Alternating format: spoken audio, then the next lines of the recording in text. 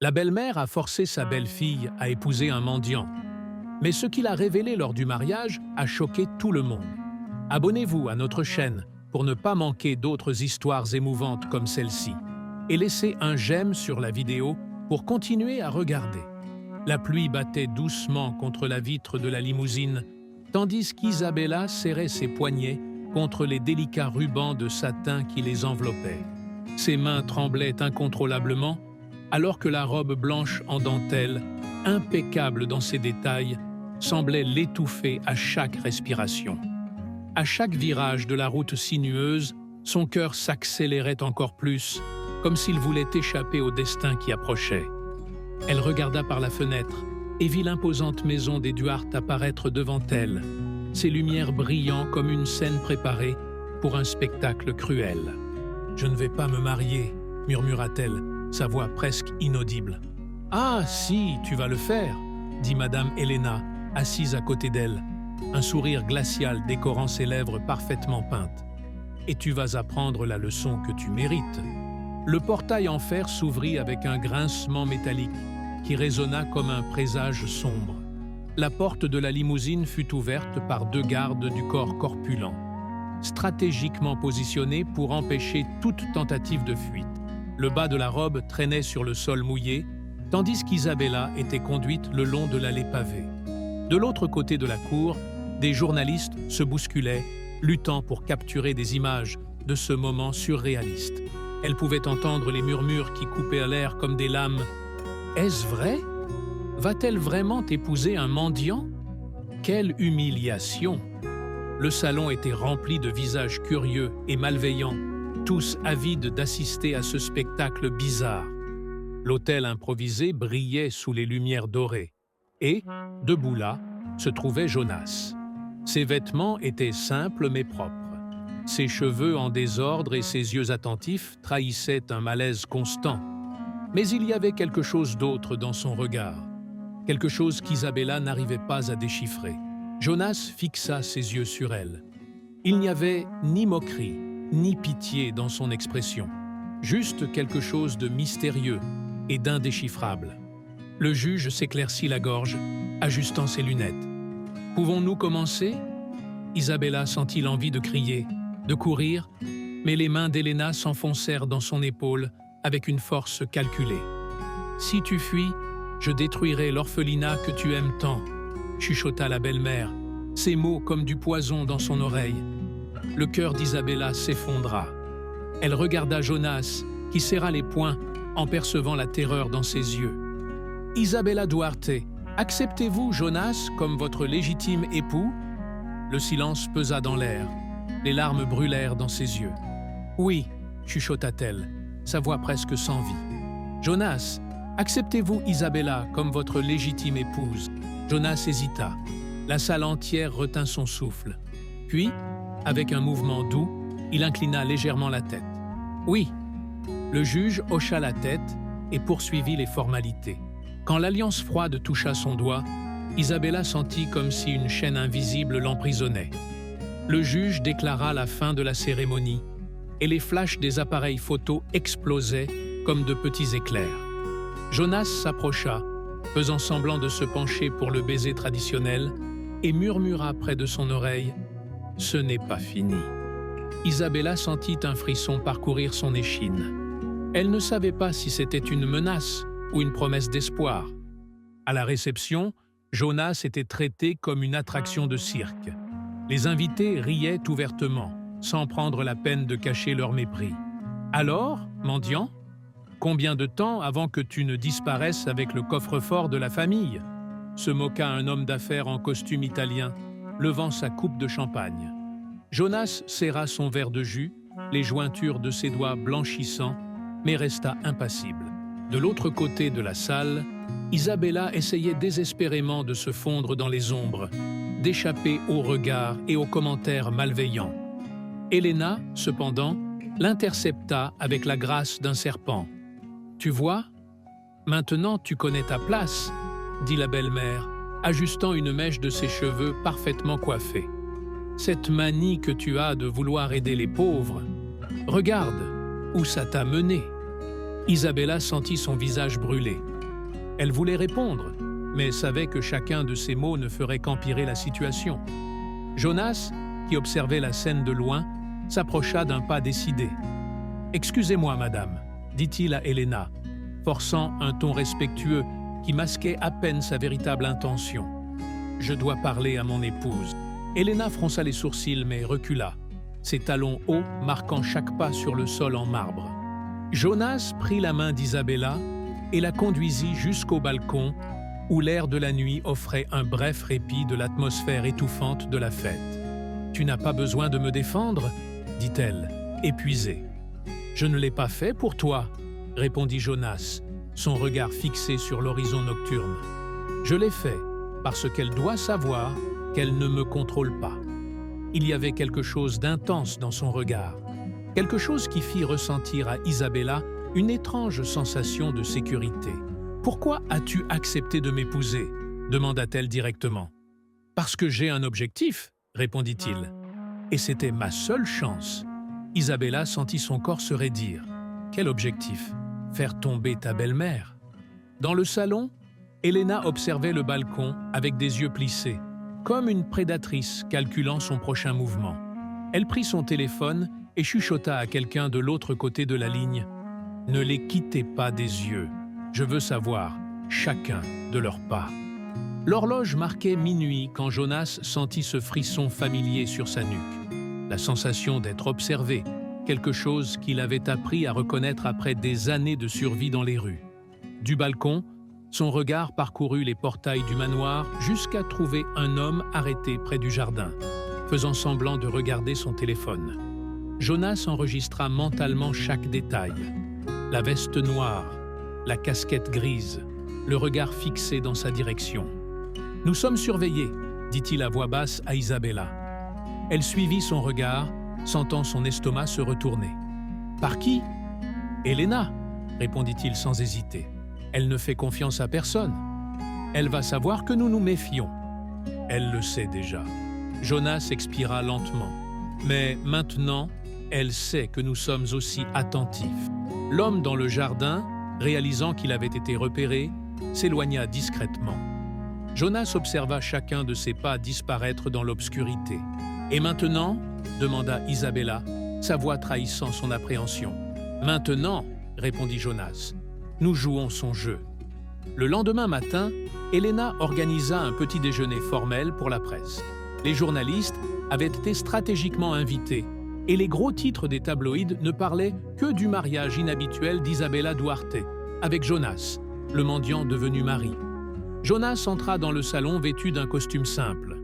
La coupe n'était pas élégante, mais il y avait quelque chose de différent dans sa posture, une dignité qui ne correspondait pas à l'image qu'Helena essayait de peindre de lui.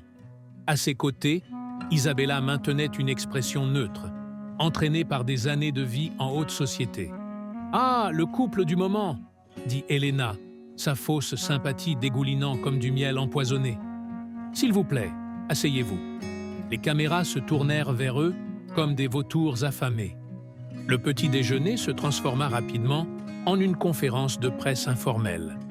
Des questions surgissaient de toutes parts, chacune plus acide que la précédente. « Jonas, comment c'était de quitter la rue pour épouser une héritière ?»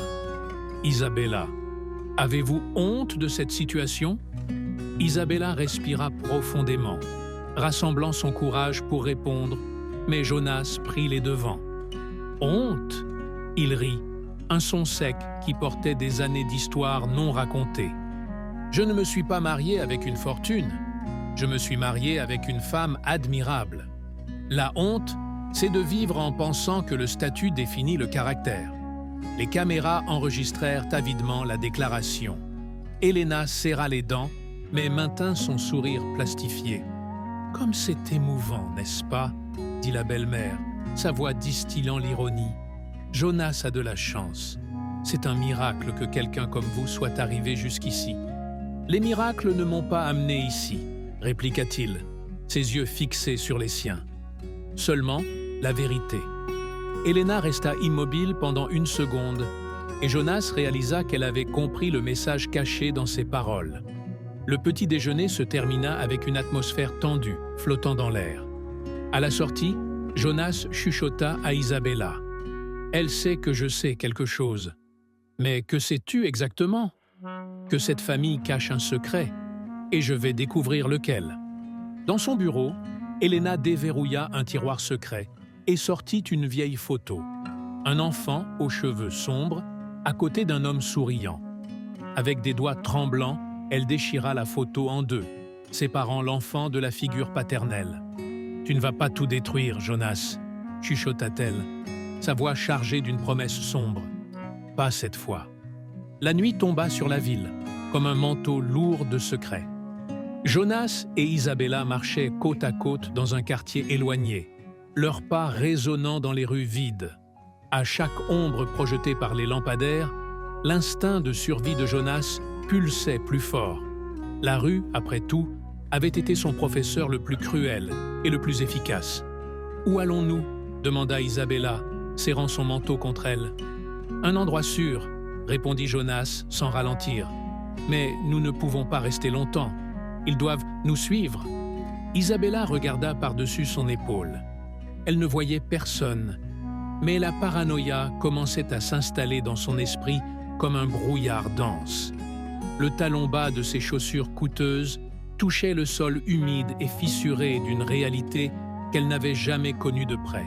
« Tu as vécu ici ?» murmura-t-elle en remarquant une ruelle étroite remplie de matelas abandonnés et de sacs en plastique. « J'ai vécu. »« J'ai survécu », répondit Jonas, sa voix portant le poids de 1000 histoires non racontées. Jonas montra une porte métallique rouillée. « Nous allons entrer. » Il frappa 3 fois, puis 2 fois. Le métal gémit et une fente s'ouvrit, révélant des yeux méfiants. « Jonas ?» demanda une voix rauque. « C'est moi, Tonico. J'ai besoin d'un abri. » La porte s'ouvrit complètement. De l'autre côté se trouvait un homme maigre avec des cicatrices sur le visage et des vêtements usés. « Je pensais que tu avais disparu, » dit Tonico, regardant Isabella avec méfiance. « Qui est la princesse ?»« Épouse, » répondit Jonas. « Longue histoire. »« Je parie que oui, » murmura Tonico, mais il les laissa passer. En entrant, Isabella sentit l'odeur de moisie et de nourriture simple. L'environnement était étroit, mais il y avait une organisation propre, des matelas propres au sol, des boîtes de conserve soigneusement empilées, des vêtements pliés dans des coins stratégiques. Des enfants dormaient dans des coins protégés et des personnes âgées jouaient aux cartes en silence. « Bienvenue dans ce qui reste de la ville », dit Jonas, observant son expression. Isabella déglutit. Son esprit traitait encore les événements des dernières 48 heures, le mariage forcé, la révélation de Jonas sur son désir de faire tomber Elena, et maintenant, cela, le monde parallèle au sien, si proche et en même temps si lointain. « Pourquoi as-tu voulu m'épouser ?» demanda-t-elle, lorsqu'ils s'assirent à une table en plastique dans le coin de la pièce. Jonas passa la main dans ses cheveux, un geste qui trahissait sa tension. « Ce n'était pas pour toi, » dit-il sincèrement. « C'était pour ce que ta famille représente. Tu as dit que tu voulais faire tomber ma belle-mère. Pourquoi ? Parce qu'elle a détruit ma vie. » Le silence fut coupé par une boîte qui tomba au sol à proximité. Jonas ne réagit pas. Il était prisonnier du passé qui insistait maintenant pour refaire surface. « En réalité, mon nom est Gabriel Duarte, » dit-il, baissant le ton. « Je suis le fils de ton beau-père, l'homme que ta mère a connu avant de partir. » Isabella écarquilla les yeux, son monde tournant comme un carrousel incontrôlé. « Cela n'a pas de sens. Mon père, il est parti il y a des années, et tu ne peux pas être son fils. » Jonas tendit le bras et sortit de sa poche un pendentif usé. Il l'ouvrit et montra une vieille photo. Un homme aux cheveux sombres tenant un bébé. Au verso, on pouvait lire « Pour Gabriel, mon trésor ». Isabella reconnut l'homme, c'était son père. Isabella sentit son cœur s'accélérer tandis que les souvenirs d'enfance envahissaient son esprit comme un film au ralenti. Le père toujours méfiant, les disputes étouffées la nuit, Et puis, l'accident soudain qui avait tout changé.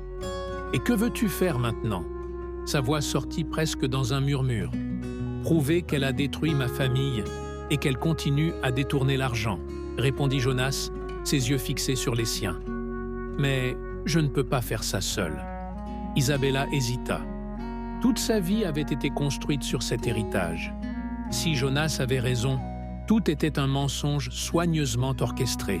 « Et si je t'aide, que se passe-t-il après » Jonas la regarda intensément. « Nous nettoyons le nom de ma famille et utilisons l'argent pour ce qui compte vraiment. »« Aider les enfants ?» demanda Isabella, se souvenant des foyers sociaux qu'elle avait toujours voulu soutenir. « Oui, mais avant cela, nous devons lui survivre. » Des heures plus tard, Jonas monta sur la terrasse pour prendre l'air. Tonico s'approcha, son expression chargée d'inquiétude. « Tu vas te frotter à des gens dangereux, mon frère, » avertit-il. « Cette Elena, on dit qu'elle a des gens importants dans sa poche. Je sais, mais je ne vais pas m'arrêter maintenant. » Tonico soupira. « Fais attention, Jonas. Dans les rues, on apprend que qui joue avec le serpent finit par se faire mordre. » Jonas acquiesça, mais en regardant l'immeuble au loin, il vit quelque chose qui lui glaça le sang. Une silhouette immobile sur le toit opposé, tenant ce qui ressemblait à des jumelles. Ils nous ont trouvés. Jonas descendit en courant. « Isabella, lève-toi, maintenant. Que se passe-t-il » « Ils sont ici. » La porte métallique explosa dans un fracas assourdissant. Le métal tordu vola à travers l'abri, et Jonas attrapa Isabella par le poignet, la tirant derrière une pile de matelas. L'odeur de poudre et de rouille remplit l'air. « Restez baissés !» cria Tonico, essayant de protéger un groupe d'enfants effrayés. Des pas lourds résonnèrent sur le sol en béton. Des ombres envahirent le hangar, accompagnées du son métallique d'armes étant préparées. Jonas jeta un coup d'œil par une fente et reconnut la silhouette de Ferreira, le garde du corps le plus fidèle d'Elena. « Ils nous veulent », chuchota-t-il à Isabella. « Nous devons sortir d'ici. »« Comment » demanda-t-elle, les yeux écarquillés de peur. Jonas montra une trappe rouillée dans le coin de la pièce. « Par le souterrain. Allons-y. » Pendant que les gardes fouillaient l'endroit, Jonas rampa avec Isabella jusqu'à la trappe. Tonico les vit et fit un signe discret. Jonas souleva la trappe, révélant un escalier qui menait aux tunnels anciens de la ville. « Descendez !»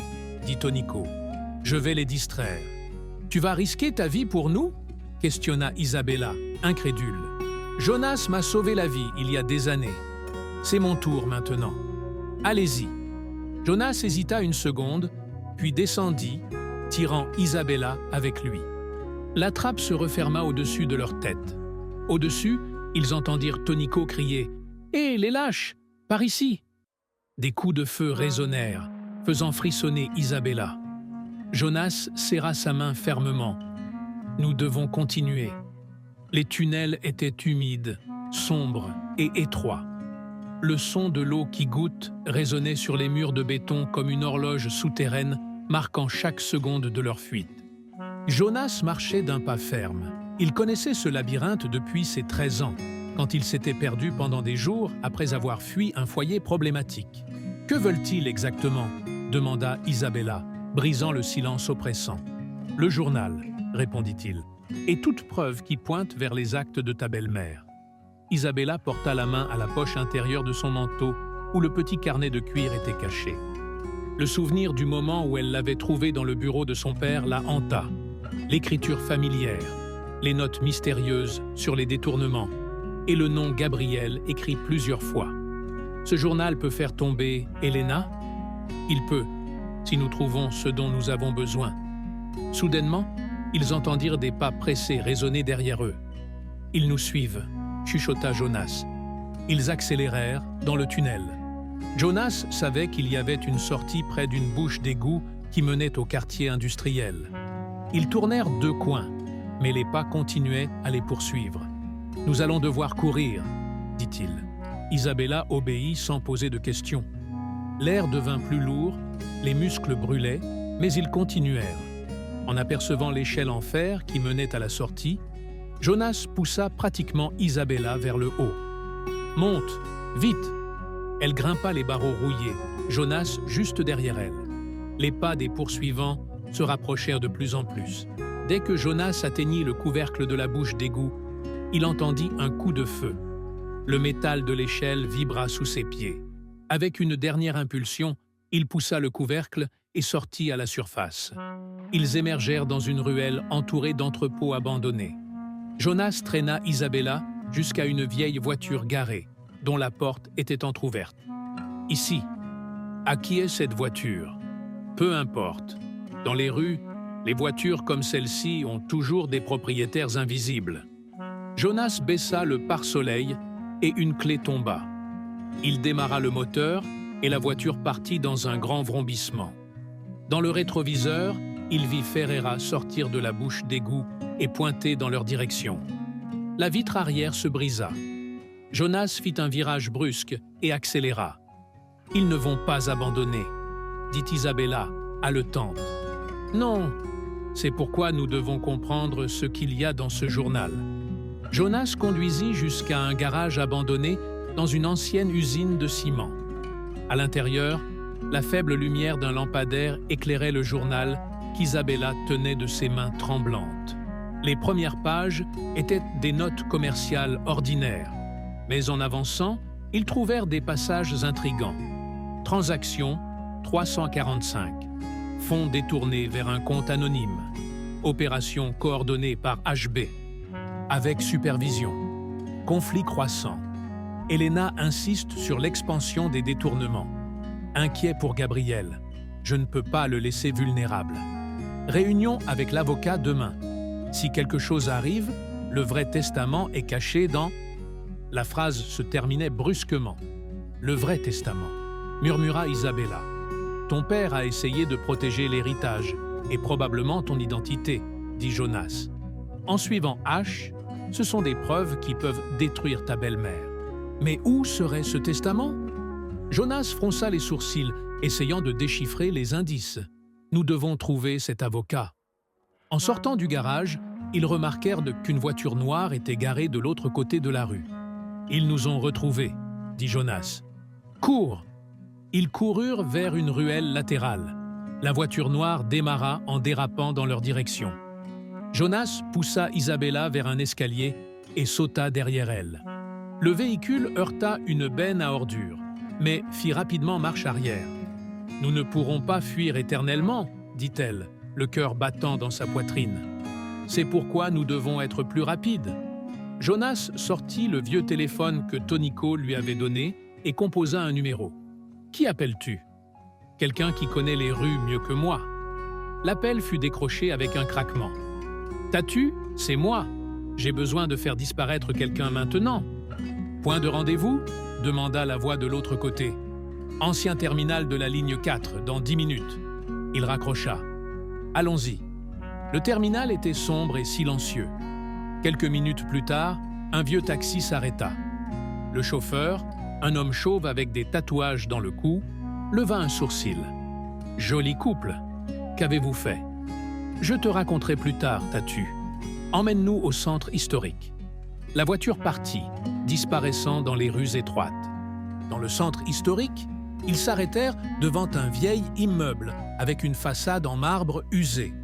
Sur la porte, on pouvait lire « Cabinet juridique Almeida and Vasconcelos, avocat depuis 1945. » « L'avocat de ton père travaillait ici, » dit Jonas. « S'il y a un testament caché, il est derrière ces portes. » Isabella regarda la porte, puis Jonas. « Nous entrons dans un jeu dangereux, n'est-ce pas? Nous y sommes entrés depuis le moment où ta belle-mère nous a forcés à nous marier. » Jonas saisit la poignée et poussa la porte. Elle grinça, s'ouvrant lentement. De l'autre côté, un homme grisonnant les regarda. « Jonas Duarte ?» demanda l'avocat. Jonas se figea. « Vous me connaissez ?» L'homme acquiesça. « Votre père m'avait dit que vous viendriez un jour. » Le cœur de Jonas s'emballa. Que savait d'autre cet homme? Le silence dans le bureau était étouffant. La lumière jaunâtre de la lampe éclairait le visage sévère de l'avocat, qui gardait les yeux fixés sur Jonas. « Mon père savait que j'étais vivant ?» demanda Jonas, brisant le silence. L'avocat Almeida soupira et passa la main sur les vieux papiers sur son bureau. « Votre père avait des soupçons. Peu avant de partir, il m'avait laissé des instructions pour garder un document important. Il m'avait dit que si un jour vous apparaissiez, je devrais vous le remettre. » Almeida ouvrit un tiroir et en sortit une enveloppe scellée. Jonas la prit de ses mains tremblantes et l'ouvrit. À l'intérieur se trouvait une copie d'un testament. « Voici tout, » dit Almeida. « Votre père a laissé la majeure partie des biens à son fils légitime, Gabriel Duarte. Sa belle-fille Isabella devait avoir une part destinée à la fondation qu'il prévoyait de créer. Mais Almeida fit une pause significative. Le document n'a jamais été officiellement enregistré. « Pourquoi ?»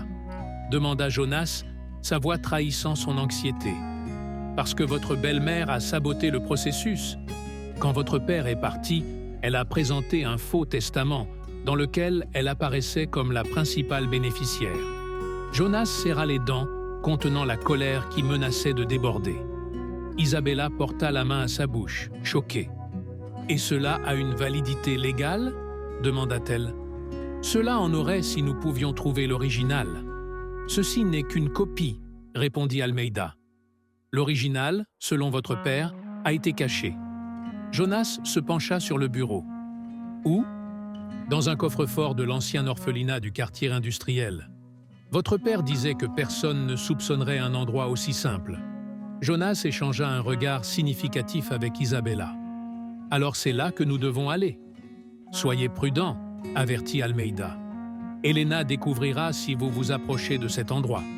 Elle a des yeux partout. » Jonas acquiesça et rangea la copie dans la poche intérieure de sa veste. « Merci. » Ils se levèrent pour partir, mais en ouvrant la porte, ils se retrouvèrent face à un homme grand et chauve en costume sombre qui tenait quelque chose à la main. « Fin de la ligne, » dit l'homme. Jonas poussa Isabella derrière lui et tenta de fermer la porte, mais l'homme la frappa violemment. L'avocat Almeida essaya de se lever, mais fut rapidement maîtrisé. « Courez !» cria-t-il. Jonas attrapa la main d'Isabella et sauta par la fenêtre latérale. Le verre se brisa autour d'eux. Ils tombèrent sur le sol en béton de la ruelle. « Par ici !» Jonas tira Isabella vers une ruelle étroite. Les pas lourds du poursuivant résonnaient juste derrière. « Ils sont trop près !» dit Jonas.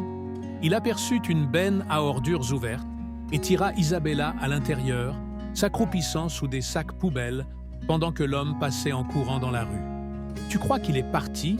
chuchota Isabella. « Non !» répondit Jonas. « Il attend juste le bon moment. » Le bruit d'un moteur résonna dans la ruelle. Une voiture noire apparut lentement. La fenêtre s'abaissa et Jonas reconnut Ferreira au volant. « Jonas, Jonas, » dit Ferreira, avec un sourire moqueur. « Tu aurais dû accepter ton rôle, gamin. Maintenant, tu vas finir comme ton père. » L'orphelinat était un vieux bâtiment abandonné, avec des fenêtres cassées et des murs couverts de mousse. Jonas et Isabella sortirent du taxi et s'approchèrent par la ruelle latérale. « Le coffre-fort est dans l'ancien bureau du directeur », se souvint Jonas. Ils forcèrent la porte latérale et entrèrent. Le plancher en bois grinçait sous leurs pieds, tandis qu'ils montaient les escaliers vers le bureau. « Là !» montra Isabella. La porte du bureau était entr'ouverte. Jonas la poussa lentement. Au centre de la pièce, il y avait un coffre-fort encastré dans le sol. Bingo! Ils s'approchèrent, mais remarquèrent que le coffre avait un panneau numérique. « Nous avons besoin du code, » dit Jonas. « Que dirait ton père? Une date importante ?» Jonas ferma les yeux, essayant de se souvenir. Soudain, les paroles de son père résonnèrent dans sa mémoire. « N'oublie jamais le jour où nous sommes nés ensemble, Gabriel. »« 15h03, murmura-t-il. « Quoi ? Mon anniversaire. » Il tapa les chiffres. 1503. Le coffre fit un clic. Jonas ouvrit le couvercle. À l'intérieur se trouvait une enveloppe scellée avec le sceau doré de la famille Duarte. « Nous l'avons !» s'exclama Isabella. Mais en se retournant pour partir, ils entendirent des pas s'approcher. Jonas Duarte demanda une voix sortant de l'ombre. Jonas se retourna. Un homme en costume gris, cheveux courts et regard perçant sortit de l'obscurité. « Qui êtes-vous » demanda Jonas, se maintenant entre l'étranger et Isabella. « Je m'appelle Ricardo Mendes. J'ai travaillé pour votre père comme détective privé. » Jonas sentit son cœur s'accélérer. « Que savez-vous de tout ça ?»« Je sais qu'Elena n'a pas agi seule. Il y a tout un réseau de personnes puissantes derrière elle. Votre père l'avait découvert et avait essayé de me prévenir, mais il n'est pas arrivé à temps. » Isabella fit un pas en avant. « Pourquoi nous aidez-vous maintenant ?»« Parce que j'ai promis à votre père de protéger la vérité, » répondit Ricardo, sortant une clé USB de sa poche. « Voici tout ce que j'ai découvert ces dernières années. Nom, date, transaction. Elena n'est que la pointe de l'iceberg. » Jonas prit le dispositif avec prudence. « Pourquoi devrions-nous vous faire confiance ? Parce que j'ai aussi tout perdu à cause d'eux. Et parce que je sais où trouver les dernières preuves que votre père a cachées. » Un bruit à l'étage inférieur les fit tous se figer. « Nous avons de la compagnie », chuchota Ricardo. « Il y a un passage secret derrière cette étagère. Il mène à la cave. Utilisez-le. Et vous, je vais les distraire. Retrouvez-moi demain à midi au Café Central. Si je ne viens pas, cherchez une femme nommée Marina Alves à la rédaction du journal La Vérité. Elle a le reste des preuves. » Jonas hésita, mais Isabella le tira vers l'étagère. En déplaçant le meuble, ils découvrirent une porte étroite. « Allez-y !» insista Ricardo. « Et Jonas, votre père serait fier. » Ils entrèrent dans le passage, tandis que Ricardo fermait l'étagère derrière eux. Le chemin était étroit et sombre, éclairé uniquement par la lumière du téléphone d'Isabella. « Tu lui fais confiance ?» demanda-t-elle, pendant qu'ils descendaient un escalier raide. « Je ne sais pas, » répondit Jonas. « Mais il connaissait mon père. Et maintenant, nous avons plus d'indices qu'avant. » Le café central était animé quand Jonas et Isabella arrivèrent le lendemain. Ils choisirent une table au fond, d'où ils pouvaient observer l'entrée. Midi vint et passa. Ricardo n'apparut pas. « Quelque chose ne va pas, » dit Jonas, vérifiant l'heure pour la 10e fois. « Nous devons aller au journal. » À la rédaction du journal La Vérité, ils trouvèrent Marina Alves, une journaliste d'âge moyen aux yeux perspicaces et à l'allure décidée. En entendant le nom de Ricardo, elle les emmena rapidement dans une salle réservée. « Ricardo m'a contacté hier soir, » dit-elle, verrouillant la porte. « Il savait qu'il était suivi. Il m'a remis ceci. » Marina ouvrit un tiroir et en sortit un gros dossier. « Ce sont tous les documents que votre père a rassemblés sur le système d'Elena et ses associés. J'enquête sur cette histoire depuis des années, mais je n'ai jamais eu assez de preuves. » Jonas feuilleta les documents, ses yeux s'écarquillant à chaque page. « C'est beaucoup plus grand que ce que nous imaginions, » murmura-t-il. « Elena ne détourne pas seulement l'argent de l'entreprise.